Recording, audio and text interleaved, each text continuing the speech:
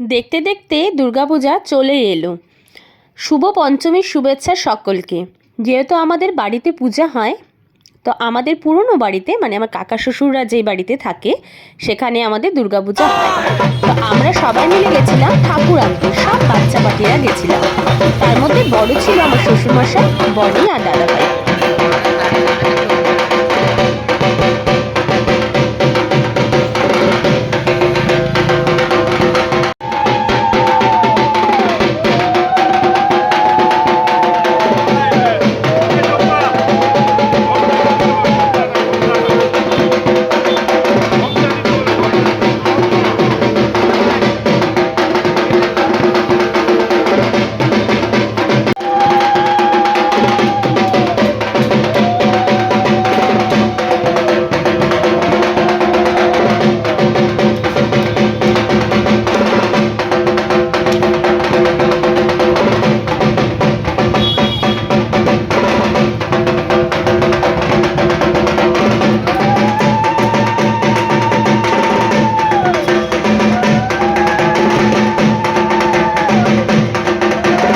মা দুর্গাকে বাড়িতে এনে আমাদের বরণ করাও হয়ে গেল।